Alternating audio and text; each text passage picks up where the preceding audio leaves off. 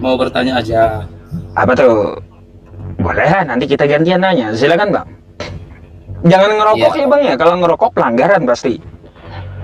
nggak ada. Hmm.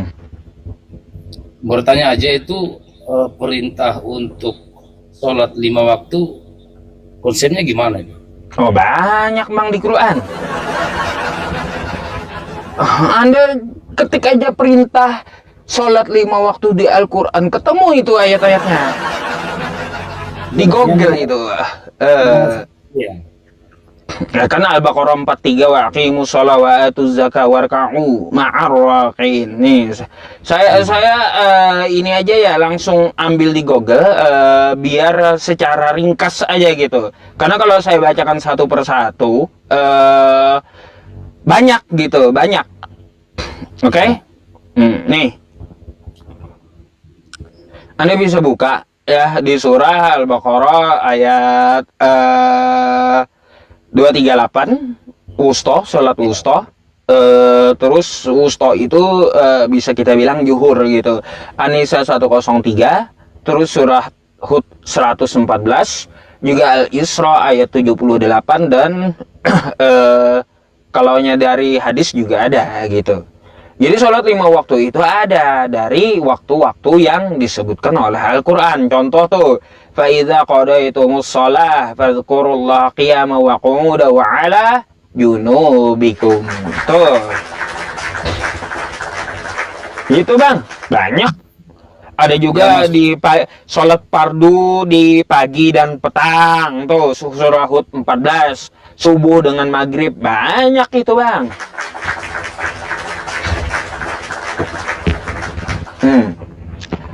Gitu, kalau Anda cari perintahnya di Al-Quran ada. Bahkan kalau secara rampungnya itu ada juga di Al-Baqarah 43. Ya, wa aqimus shalah wa atuz zakah warka'u ma'ar raqi'in gitu. Memang 5 kali dia ya? 5 kali, memang 5 kali. Bukan 50 kali. Tapi saya boleh nanya satu hal gak? Apa itu? Di mana perintah Yesus buat jingkrak-jingkrak joget di gereja itu? Perintah ke gereja itu dari Yesus mana gitu loh, jingkrak-jingkrak joget-joget nyanyi-nyanyi itu. Adakah di kitab Anda? Tapi kan bukan semua gereja jingkrak-jingkrak. Ya udah, kita cari aja perintah Yesus ke gereja, itu aja. Perintah Yesus ke gereja itu bukan ke gerejanya, tapi perintah untuk memuji Dia di pada hari Minggu, hari peristirahatannya. Di mana itu? Hari Minggu. Di mana perintahnya hari Minggu? Masa Yesus berkata ke gerejalah hari Minggu? Aneh Bang. Waktu Yesus diutus aja belum ada gereja Bang. Gimana ceritanya dia memerintahkan ke gerejalah hari Minggu? Kacau. Maksudnya gini, kalau di Alkitab, sebentar saya cari ya.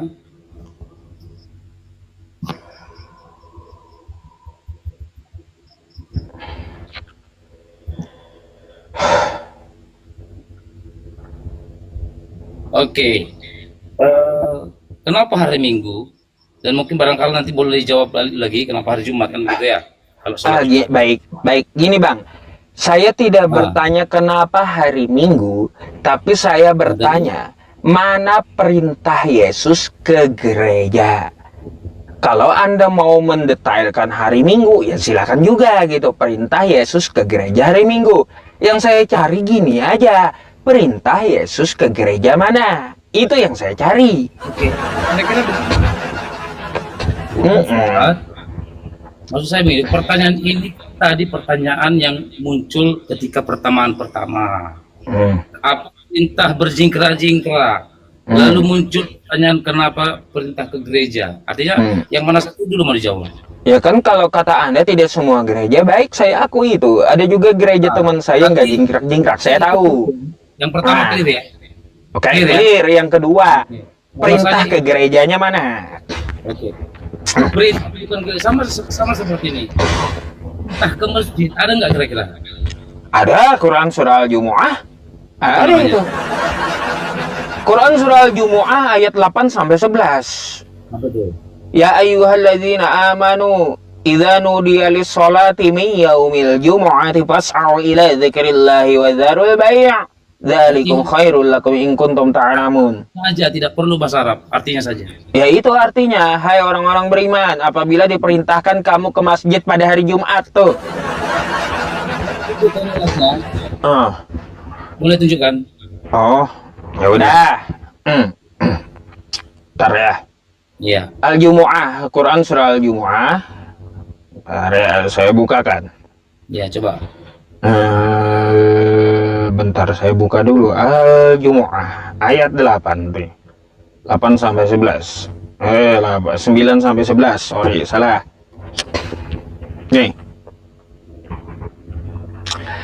Nih, hai orang-orang beriman, apabila disuruh untuk menunaikan sholat pada hari Jumat, maka bersegeralah kamu mengingat Allah dan tinggalkan jual beli.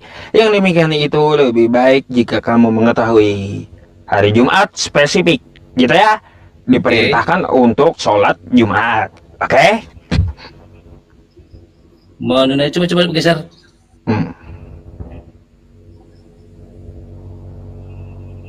Kata masjid di mana sih tuh? Waduh, nyari masjidnya. Baik, kalaunya masjidnya, Bang ya, itu perintah memakmurkan masjid. Beda lagi ayatnya. Kalau perintah ke masjid nih, bentar. Itu kan tadi perintah hari Jumat. Ke gereja gitu. Coba. Baik, saya bukakan dulu ya. Nih. Taubah 18, bentar ya teman-teman. Nih, sesungguhnya yang memakmurkan masjid Allah hanyalah orang-orang beriman yang kepada Allah dan hari kemudian serta tetap melaksanakan sholat. Tuh.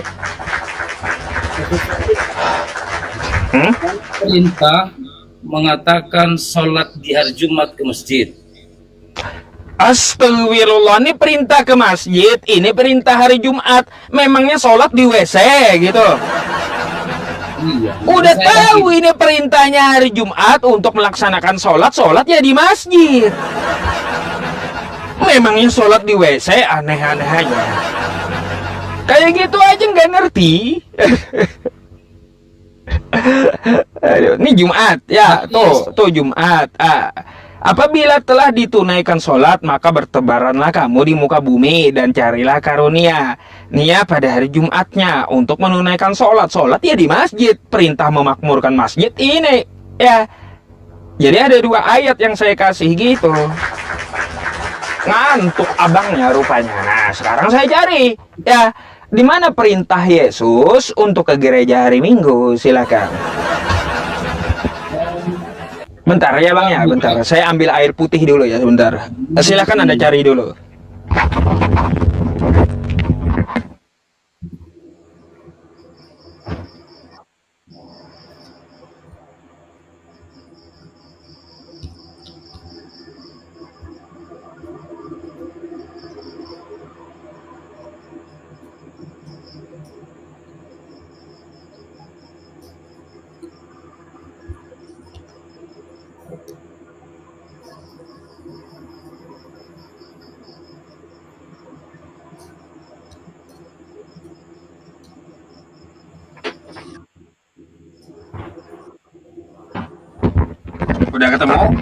Udah ketemu? Apa? Udah ketemu? Sudah. Mana? Di mana? Silakan. Saya buka. Coba buka di Lukas, Bang. Lukas berapa? Lukas 24. Berapa? Lukas 24. 24. Ayat 3. 3. Ayat 13. Baik. Nih, mari baca ya. Pada hari itu juga dua orang murid-murid Yesus pergi ke sebuah kampung bernama Emmaus yang terletak kira-kira 7 mil jauhnya dari Yerusalem. Mana? Yang saya cari itu Bang, perintah ke gereja hari Minggu oleh Yesus.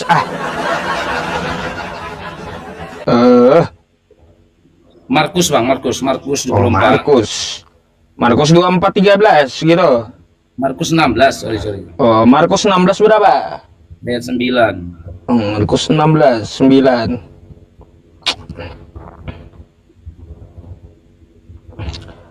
Setelah Yesus bangkit pagi-pagi pada hari pertama minggu itu, ia mula-mula menampakkan dirinya kepada Maria Magdalena. Daripadanya Yesus pernah mengusir 7 setan. Enggak nyambung, Bang.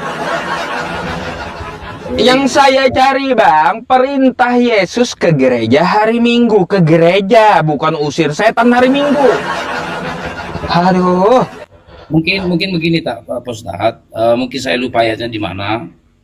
Tapi yang pasti begini.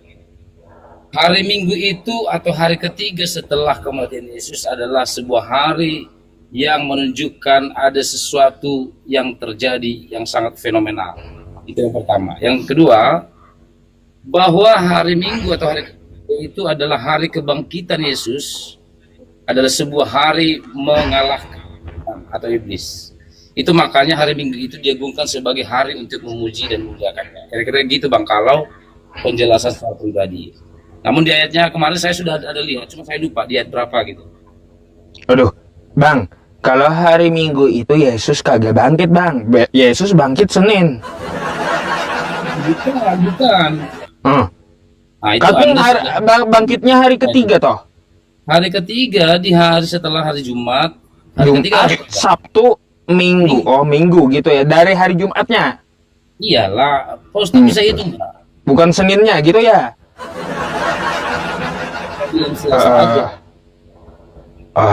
Terus mana perintah ke gerejanya mana?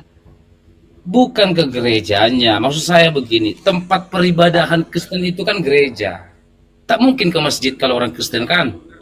Namanya juga iya. Seperti Anda meminta tadi, mana perintah ke masjid? Ada tuh perintah memakmurkan masjid. Kalau perintah ke gereja, tidak ada dahulu di zaman-zaman Yesus itu tidak ada nama gereja. Namanya itu mesbah doa. Maka kalau menyuruh untuk membangun mesbah, ada untuk memuji dan memuliakan Allah. Seiring berjalan waktu, mesbah itu berubahlah menjadi namanya gereja. Tidak serta-merta itu tertulis dalam Alkitab. Begitu loh Pak Ustadz kami yang terhormat. Oh, berarti nggak ada secara tekstual, secara eksplisit dari perintah Yesus gitu.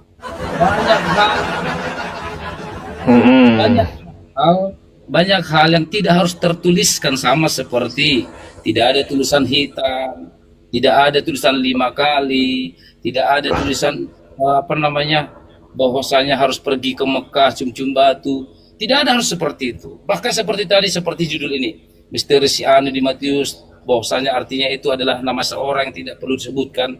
Banyak hal-hal tidak harus tertulis seperti yang kita pikirkan. Kalau tertulis, berarti Anda kamar mandi pun harus tertulis bahwa itu diperintahkan Tuhan. Anda kencing pun harus tertulis. Kita harus berpikir ke sana, Pak Ustaz. Begitu loh. Baik, tapi kan Al-Quran itu lebih tipis toh, lebih tebal Bible Anda. Kenapa perintah Yesus ke gereja aja nggak ada gitu? Al-Quran tipis, tapi hadisnya tebal, tafsirannya tebal. Kita salah satu aja, kitab selesai, tidak ada yang lain. Jelas kita jelas bahwasanya tidak ada Alkitab lain selain Alkitab Kristen. Tidak ada hadis, tidak ada tafsiran yang sesuka hati membuat makna-makna. Kita jelas. Gitu. Lalu tulisan Paulus itu apa tuh? Itu kan seorang nabi. Itu kan iya. Kenapa Yesus sudah mengajarkan ditafsirkan pula oleh Paulus? Yang disampaikan Paulus itu kan ke Alkitab, bukan buku yang lain. Dalam Alkitab Paulus tidak membuat kitab lain. Paham tidak? Di dalam Alkitab semua. Tidak ada hadis-hadis Alkitab, tidak ada. Tidak ada khusus buku tafsiran Paulus, satu buku, tidak. Wah, Anda bohong sama saya. Bentar. Bang, ini apa nih, Bang? Menyebar fitnah yang Bang, bentar. Ini tafsiran Alkitab Anda, ada SH, ada MHCC, lebih tebal dari Al-Quran, Bang. Kalau dikumpul kitab Anda dengan seluruh tafsir ini, ya lebih tebal dari Al-Quran dan hadis gitu. Coba Anda buka tuh tafsiran Matius Alkitab Utle itu, tafsiran Alkitab Utle. Siapa yang bikin coba? Dengar dulu, dengar. Ya, gantian ngomong. Tafsiran itu hanya tafsiran pribadi saja dan tidak pernah disebarkan ke gereja. Saya juga bisa buat tafsiran pribadi. Iya, ya artinya gini Bang, kalau masalah tafsiran itu ya, kalau kita gabung-gabung semuanya Al-Quran dan hadis lebih tebal di Belanda kitab Anda. Masa perintah Yesus ke gereja aja nggak ada melalui tafsiran pun? Aneh. Selalu berulang-ulang saya jelaskan, tidak ada secara eksplisit kamu harus ke gereja ini, gereja itu. Saya mau katakan, Yesus turun pun bukan agama Kristen. Jangan dulu menyuruh ke gereja. Jangankan menyuruh ke gereja. Yesus turun pun bukan agama Kristen. Ya, kita harus kembali lagi lebih dasar. Kalau kita berbicara lebih dasar, Yesus agama apa? Yesus, Kristen bukan? Dia bukan Kristen, dia meneruskan kitab para nabi.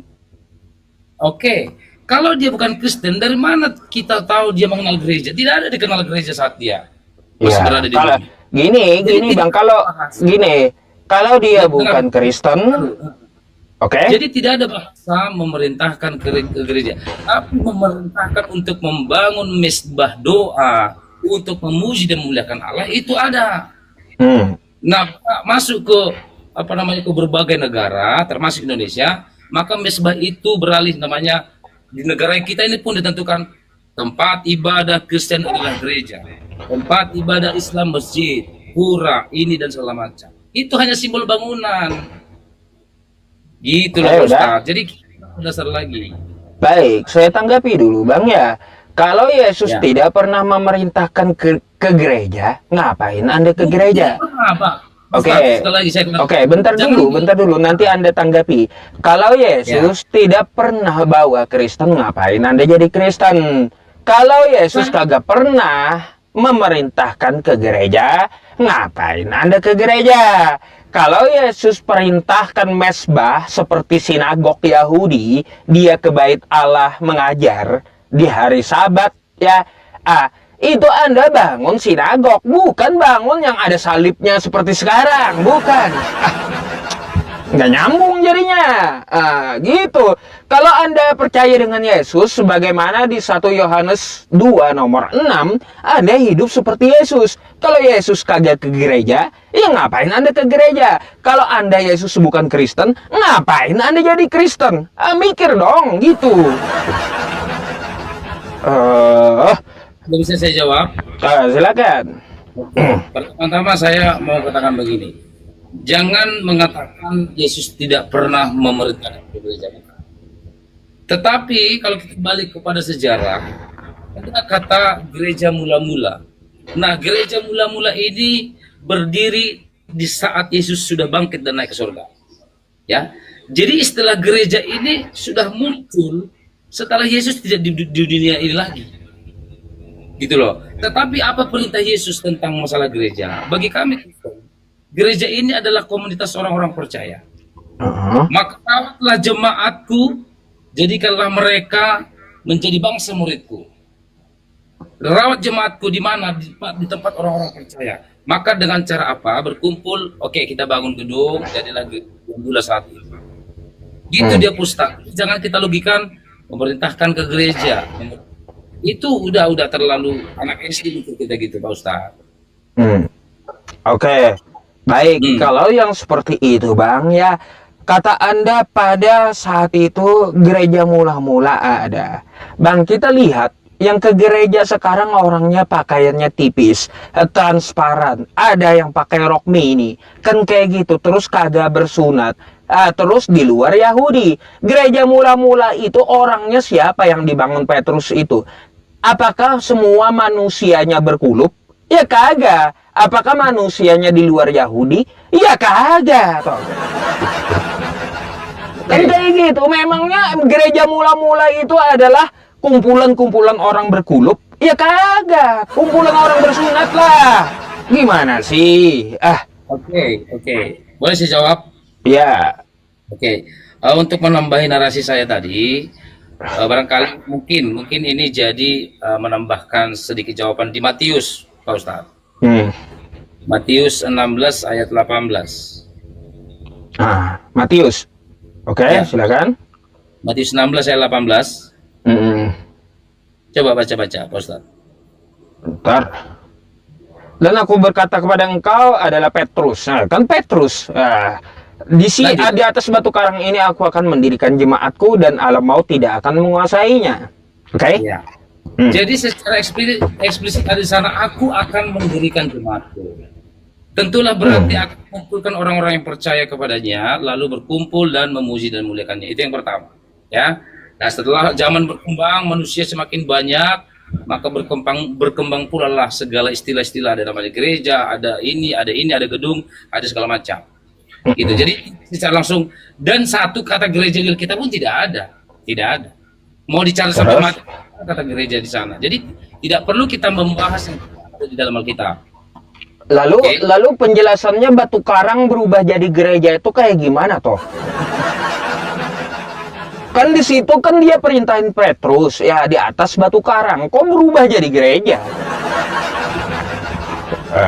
Sudah tahu gereja nggak ada di kitab Anda, di situ batu karang, kenapa jadi ruwet berubah gitu jadi gereja gitu loh? Barangkali begini, kalau di zaman dahulu secara yang pernah saya baca bahwa manusia belum banyak, terus tempat-tempat atau gedung-gedung belum banyak, maka yang namanya mendirikan jemaatku di sini di batu karang ini artinya di tempat yang sangat banyak tantangan. Barangkali begitu maksudnya Pak Ustadz. Di sini banyak tantangan, dirikanlah jemaatku di sini, walaupun banyak tantangan tapi tetaplah dirikan. Maka aku akan menyertaimu. Katanya kepada Petrus. Gitu dia Pak Ustadz. Bang, Yesus perintah kepada Petrus di atas batu karang itu. Petrus bangsa Yahudi dan murid Yesus. Kan gitu. Bangsa Yahudi sesuai dengan adat istiadatnya mereka bersunat. Jadi kumpulan jemaat pertama kali itu orang-orang yang sunat gitu Bang. Lalu kenapa sekarang di gereja kumpulan orang yang berkulup gitu, terus rok mini transparan bajunya? Gitu. Kalau berbicara sunat, Muhammad pun tidak disunat. Ya, kalaunya Nabi Muhammad bersunat ada dalilnya. Min karomati Allah an ulitu makhtuten. Tidak. Ada, Nabi Muhammad bersunat ada. Coba nanti akan saya tunjukkan. Anda jelaskan dulu tentang kritik saya tadi. Silakan. Sambil saya carikan dalilnya. Oke.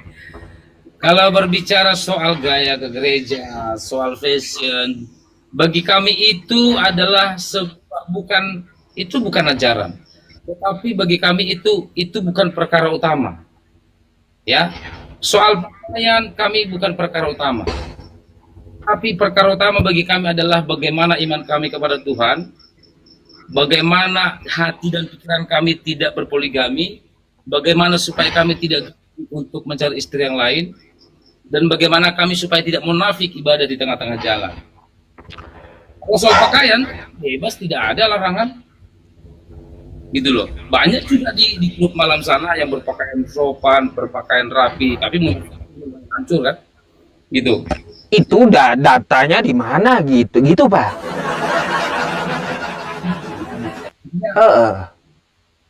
Gimana berbicara ada nggak di kitab Anda? Apanya? Ada nggak di kitab Anda datanya itu? Bukan, tadi kan soal pertanyaannya kenapa ke gereja pakai pakaian ini itu ini.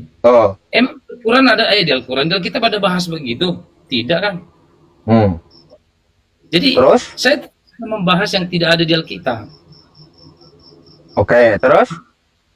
Jadi soal pakaian bagi kami itu tidak ada batasan, tidak ada aturan, tetapi kita menganjurkan supaya kalau yang namanya memuji Tuhan, pakaian sopan lah.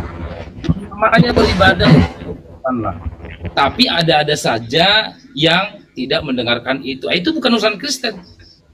Kata gini Pak, kata Yesus, sia-sia mereka beribadah, tapi yang mereka kerjakan perintah manusia. Itu tuh ya artinya apa, ke gereja kagak ada perintah Yesus, terus juga pakaiannya nggak diatur semau gue tanpa petunjuk kitab Anda, sia-sia ibadahnya kata Yesus. Kalau soal itu nggak masalah, itu saya kenalkan. Kalau memang benar itu perintah Yesus, sialah ibadah Anda. Kalau kayaknya begitu, ya itu urusan pribadi dia dengan Yesus. Yang pasti ajaran itu sudah disampaikan, ya.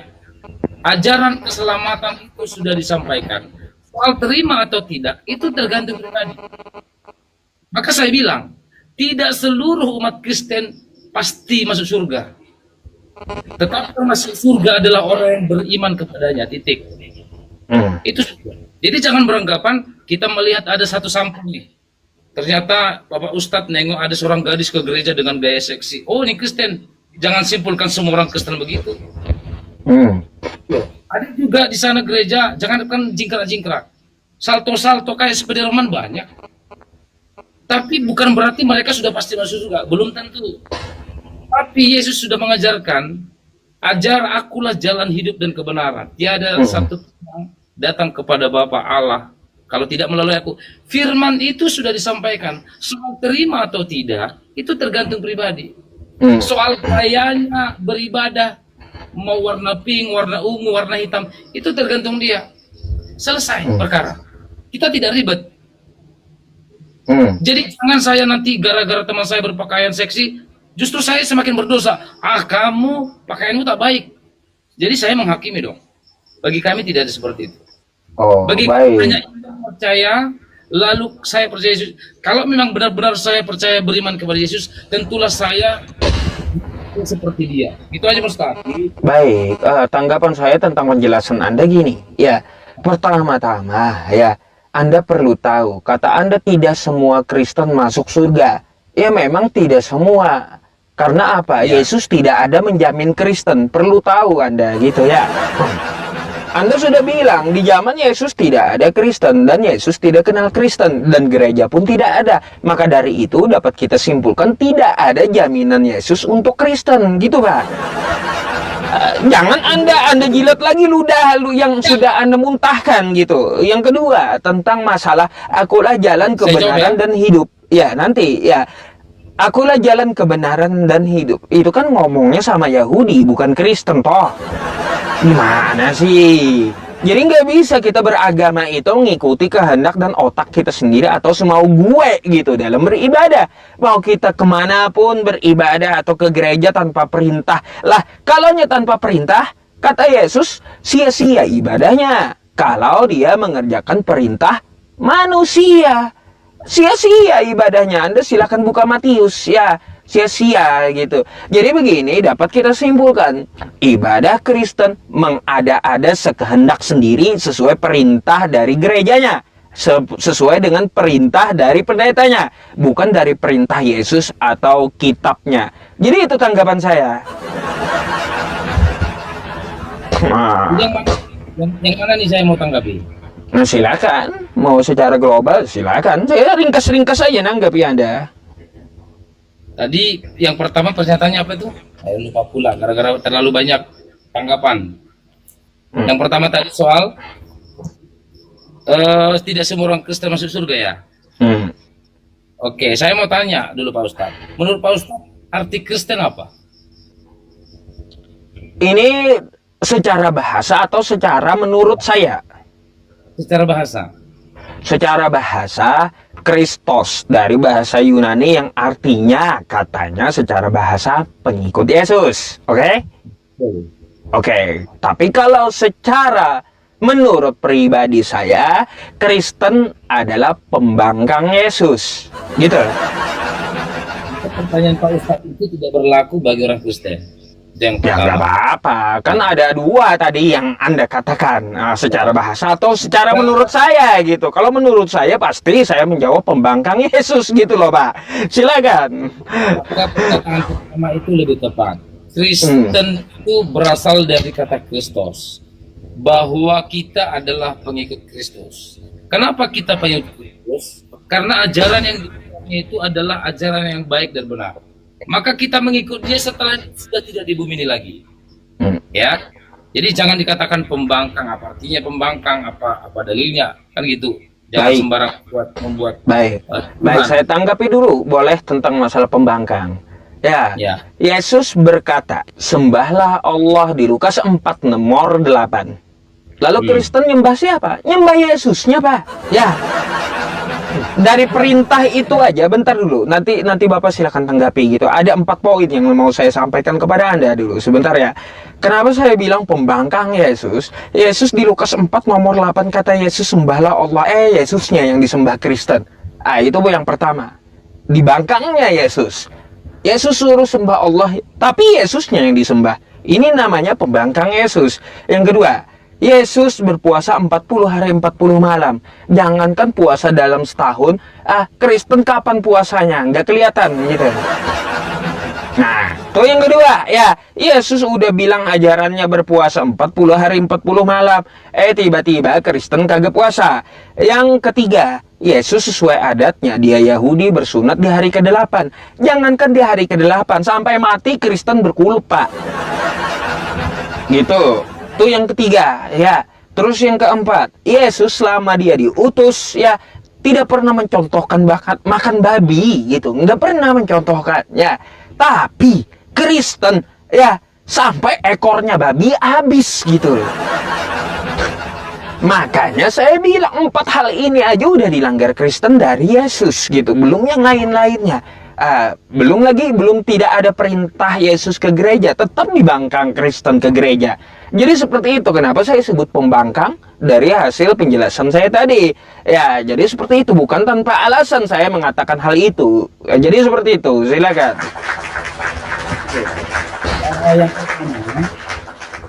Yang pertama tadi, kenapa mengatakan sembahlah Allah, malah justru menyembah Yesus? Kira-kira gitu Pak Ustadz ya. Oke. Disinilah saudara-saudara Muslim tidak paham tentang konsep Tritunggal memang. Jadi kita menjelaskan ini memang kadang-kadang sangat terbeban gitu. Karena sampai mati pun kita menjelaskan ke mereka ini tidak akan paham. Karena bagi mereka logika itu berjalan. Gitu ya. Itu yang pertama. Konsep Trinitas, orang Kristen atau konsep Kristologi dalam hal ini namanya Tritunggal, antara Allah Bapa, anak Allah dengan Roh Kudus, mereka tidak paham ini. Maka ketika mereka bertanya selalu, Yesus siapa, Bapa siapa, Roh Kudus siapa, maka muncul pertanyaan ini, kok menyembah Allah tapi seolah-olah menyembah Yesus? Ini yang selalu muncul, gitu. Maka ketika Yesus mengatakan sembahlah Allah, kita sebenarnya itu sudah memecah-mecah ayat Alkitab. Di Alkitab sudah jelas, aku adalah Bapa, Bapa adalah aku. Bahkan Yesus dari lahir dikatakan Tuhan. Percaya nggak, Ustaz? Dari lahir pun Yesus itu sudah dikatakan Tuhan. Percaya nggak? Enggak. Beda dengan Paulus, beda. Ayatnya, bentar, saya tunjukkan ayatnya. Kalau tidak salah di Matius, kalau tidak salah. Lukas 2 nomor 11, bukan Matius itu. Lukas ya, Lukas 2:11. Sudah pernah baca? Terus? Coba baca Pak Ustaz. Coba baca. Jadi di Lukas 2 nomor 11 ya, pada hari ini kan kayak gitu, telah lahir di kota Daud Kristus Tuhan. Betul? Kristus Tuhan di kota Daud. Baik. Tuhan yang lahir tuh.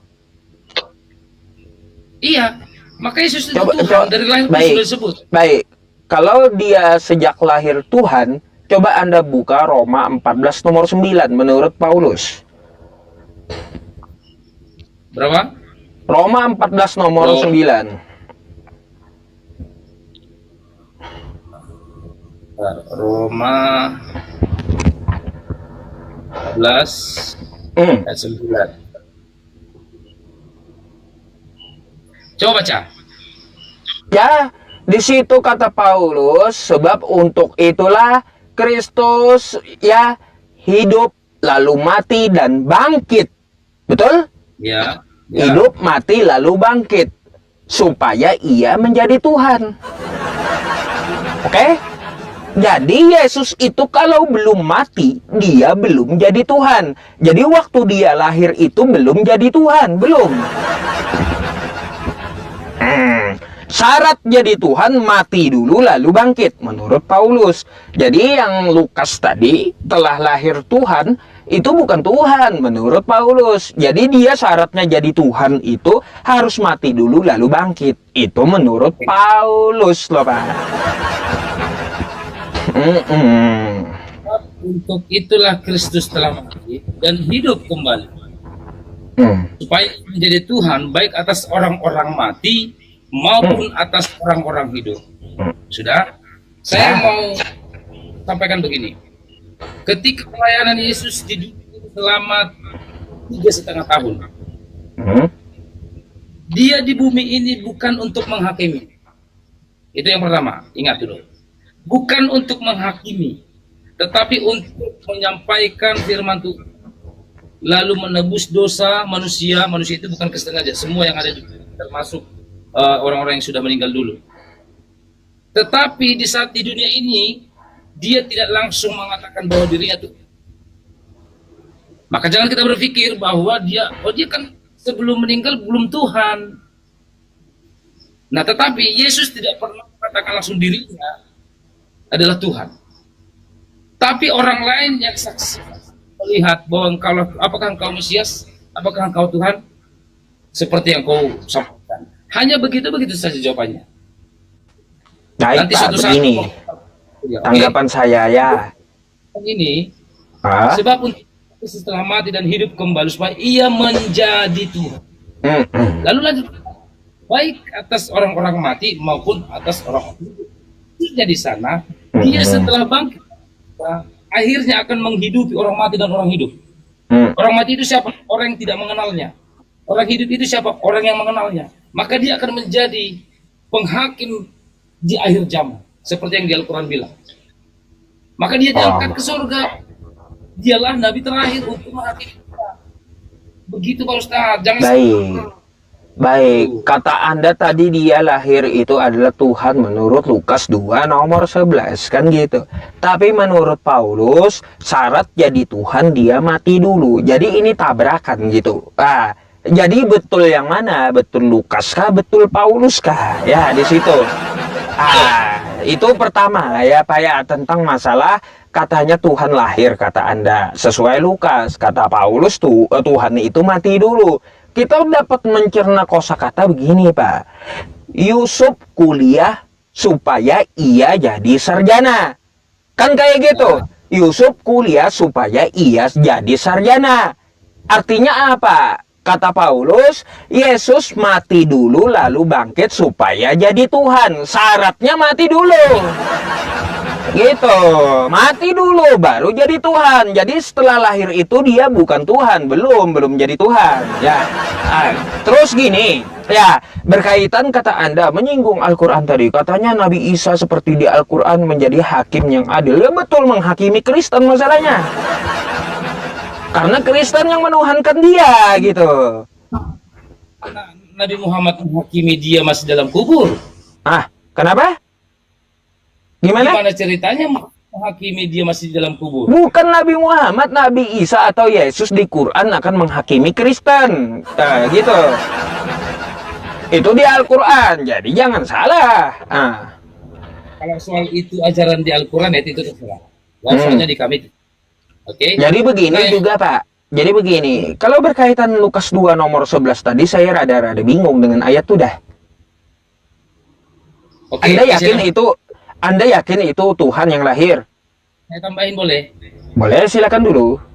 Coba lihat Yohanes 1 ayat 1. Ya, pada mulanya adalah firman bersama-sama dengan Allah. Firman itu adalah Allah, kan gitu. Pertama itu tulisan Yohanes. Oke. 10 ayat 9. Oke, belum, jangan ke Roma dulu, Pak. Yohanes dulu kita bahas. Ya, yang pertama Yohanes 1 pasal 1 itu adalah tulisan Yohanes. Terus yang kedua tidak ada mengarah ke Yesus. Yang ketiga, Yohanes berani menuliskan itu kapan dia lihat firman jadi manusia. Aneh-aneh aja. Pak Ustaz, firman itu siapa? Firman itu telah menjadi manusia. Firman itu siapa? Firman itu adalah perkataan Tuhan untuk menciptakan semua makhluknya. Coba buka Matius 4 nomor 4. Semua manusia itu, kata Yesus, dari firman Tuhan. Oke. Maka firman jadi manusia itu adalah Tuhan. Itu maknanya adalah Yesus itu sendiri, Pak Ustaz.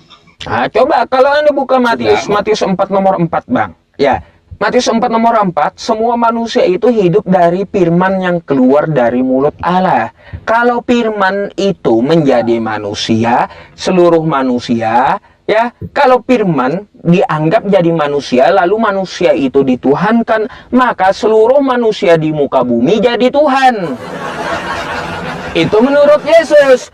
Semua manusia, kata Yesus, berasal dari firman yang keluar dari mulut Allah. Kalau nya dituhankan, saya jadi Tuhan, ente jadi Tuhan. Hari ini nyembah saya, besok nyembah ente, gitu Bang. Gimana sih itu Matius 4 nomor 4 itu? Apa? Matius 4 nomor 4 tuh. Matius. Bentar. Matius 4 ayat 4 ya. Matius 4 ayat 4. Beda ini. Tetapi Yesus menjawab, ada tertulis, manusia hidup bukan dari roti saja, tetapi dari setiap firman yang keluar dari mulut Allah. Jadi setiap manusia itu hidup ya dihidupkan oleh firman yang keluar dari mulut Allah. Setiap manusia, setiap firman.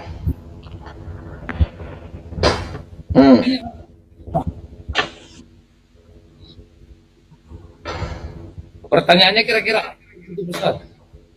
Ini semua manusia itu, kata Yesus, hidup dari firman yang keluar dari mulut Allah. Kalau firman itu jadi manusia, ya manusia hidup gara-gara firman yang keluar dari mulut Allah, semua manusia. Artinya apa? Kalau Anda tuhankan Yesus, maka kita harus menuhankan seluruh manusia. Itu yang dimaksud. Begini, kalau logika kita manusia yang kecil ini memang malah repot. Beginilah repot, ya. Jadi ketika firman itu menjadi manusia, Yesus itu sendiri, maka banyaklah Yesus itu tentang firman Allah. Akhirnya, Yesus sering menyampaikan sesuatu dengan banyak perumpamaan. Ya, Yesus banyak menggunakan kata, bukan seperti yang kita pikirkan. Termasuk ini manusia bukan dari roti saja. Artinya hidup ini bukan dari makanan saja. Tapi ketika kita menghidupi firman, kita telah hidup. Kita jangan memikirkan, oh firman itu jadi manusia. Oh kita juga manusia. Waduh, itu lalu lemah kita. Satu lagi Pak, yang saya mau juga bahas tadi mengenai Lukas 2 nomor 11 itu. Saya ada rada-rada bingung di situ. Boleh? Menurut Anda, di Lukas 2 nomor 11, yang lahir itu Tuhan, gitu. Ya. Baik, saya buka dulu ya, sebentar ya. Oke, bentar ya teman-teman. Oke. Ini saya mau bertanya ya, satu perikop udah saya baca ini masalahnya. Ini kan yang kata Anda ya, Lukas 2 nomor 11. Hari ini telah lahir bagimu juru selamat, yaitu Kristus Tuhan di kota Daud. Betul Tuhan lahir gitu ya? Baik, coba Anda geser ke bawahnya. Nomor 22-nya. 22. 22. Tuh, ya. Nih. Dan ketika genap waktu pentahiran, menurut hukum Taurat Musa, mereka membawa Tuhan tadi ke Yerusalem untuk menyerahkannya kepada Tuhan.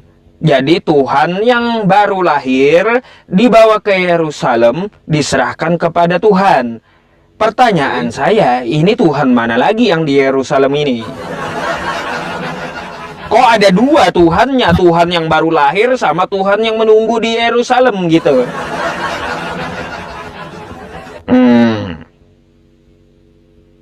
Sudah ya? Oke. Yang pertama tadi di ayat 2 ayat 11, hari ini telah lahir juru selamat. Jelas dulu itu ya. Juru selamat lahir. yaitu Kristus di kota Daud. Hmm. Saya baca sedikit Tuhan lagi. lahir tuh, kata Anda Tuhan lahir. Coba lihat ayat 12 dulu, semuanya sedikit, berjangan nanggung. Dan inilah tanda bagimu, kamu akan mulai dibungkus dengan lampin dan terbaring dalam kandungan dan seterusnya. Baca aja sampai ke bawah, sampai dua-duanya itu. Sampai ke bawahnya lagi. Kita Maria dan Yusuf. Nah, coba tadi di ayat 22 ya. Dua-dua. 22. Tuh, Dan mereka membawa Tuhan yang lahir tadi ke Yerusalem untuk menyerahkannya kepada Tuhan.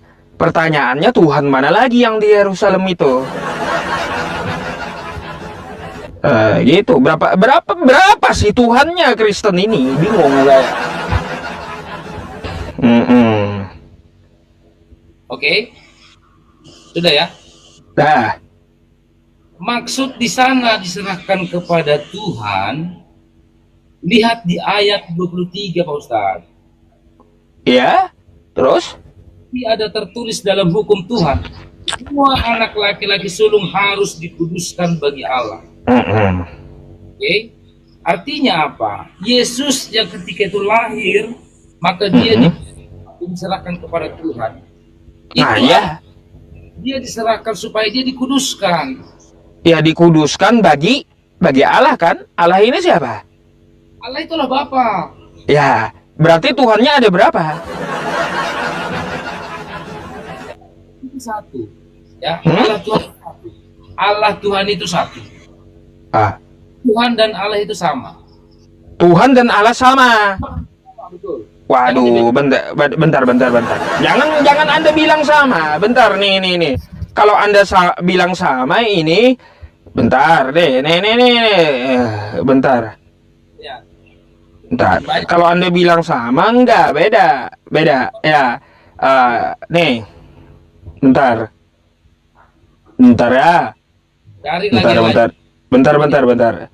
Saya ambil dulu sebuah ayat. Ya. Nih, Anda baca. Mana tuh? Oke. Maka saya mau tegaskan begini, Allah yang geser-geser dulu, tak nampak semua. Bukan gitu. Allah yang membangkitkan Tuhan akan Di mana ini samanya Allah membangkitkan Tuhan? Allah dengan Tuhan beda. Gimana sih? Oke, saya mau menyatakan begini. Pak Ustadz yakin nggak bagi kami Yesus itu Tuhan? Oke, itu kan keyakinan Anda. Jelaskanlah. Kalau saya kan nggak yakin, karena dia nggak ngaku. Apakah Allah, Yesus, dan Roh Kudus itu Tritunggal? Pernah nggak Pak Ustadz mendengarkan ini tentang Trinitas itu? Ya, itu tiga dalam satu. Iya. Tiga kan? Iya, artinya apa? Artinya tiga pribadi. Maka ya, tiga.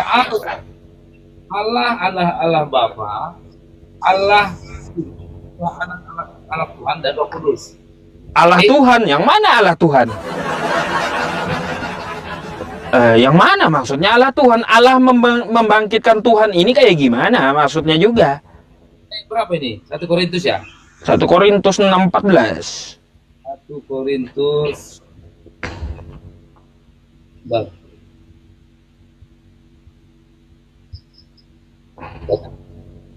ayat 14. 1 Korintus 6 ayat 14.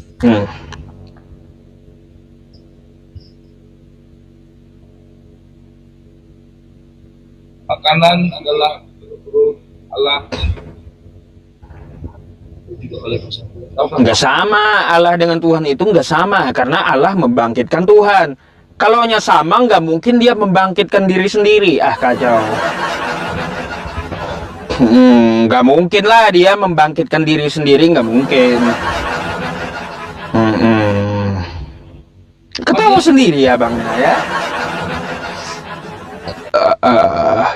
Allah lalu yang membangkitkan itu Tuhan, itu Yesus itu sendiri akan membangkitkan kita oleh kuasanya, gitu loh. Artinya kita masuk ke substansinya nih. substansi tujuan hidup ini apa? Akan membangkitkan kita juga oleh kuasanya. Maka kita akan bangkit nanti. Roh kita bangkit yang ke surga juga kalau kita mau mengimani Dia. Maknanya Ustaz, itu tetap Tuhan yang akan membangkitkan kita juga, gitu maksudnya. Kalau kita masuk gitu. Aduh, jangankan Ustaz, orang-orang umum ini pun kadang-kadang maksudnya terlalu dalam gitu. Nggak ngerti saya maksudnya apa ini. Kan gitu.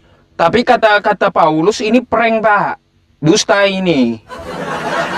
Coba Anda buka kelanjutannya 1 Korintus 15-nya nih. Nah. Bohong kata Paulus itu. Lebih daripada itu kami ternyata berdusta terhadap Allah. Bohong tadi. Ya. Gimana sih? Nih bohong kata Paulus yang tadi Allah membangkitkan Tuhan itu, bahwa ia telah membangkitkan Kristus itu dusta kata Paulus. Gimana sih?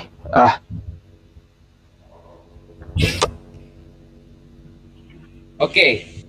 Ustaz jangan baca satu ayat, baca ke bawah tuh. Bawah ayat 16, ayat 18. Itu beruntun Pak Ustaz. Saya tahu semuanya tentang ayat ini. Gitu.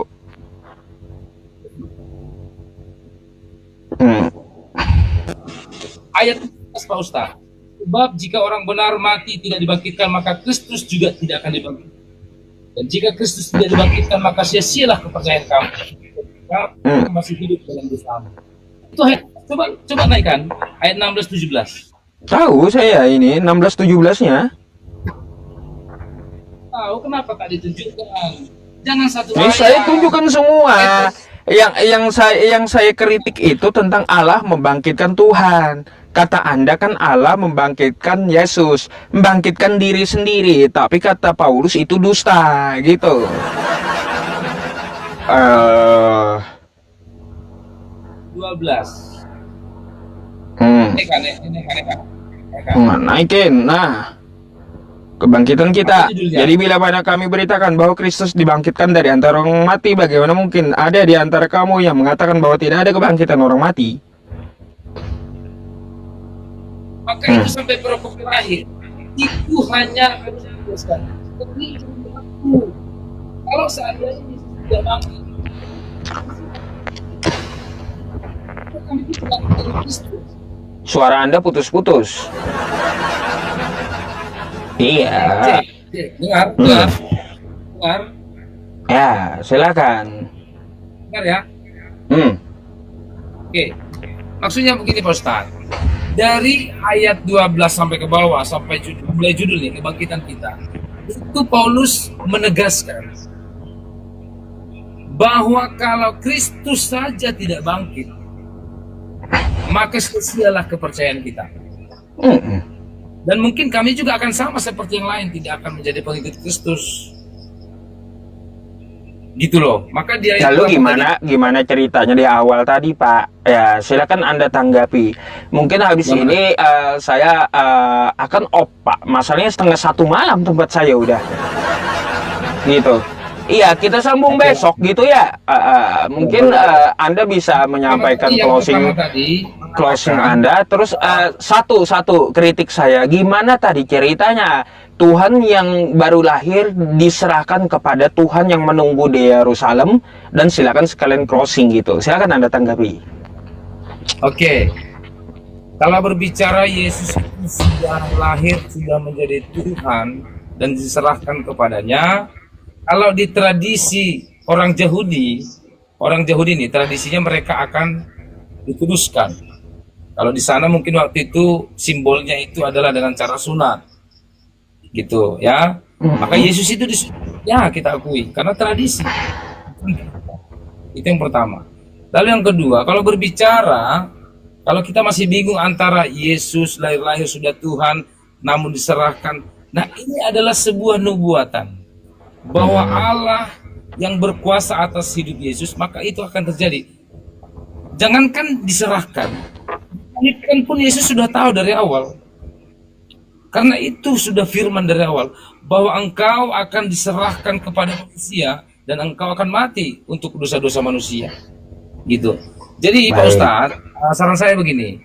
Memang saya akui masih banyak Alkitab yang tafsirannya saya kurang paham. Bukan mengatakan Alkitab salah, bukan. Tapi masih banyak tafsirannya, saya masih pengen mencari maknanya dan saya yakin maknanya semuanya adalah baik. Ya, tidak ada ajaran-ajaran yang tidak baik. Baik. Tidak serta semua saya pahami. Gitu Pak Ustadz.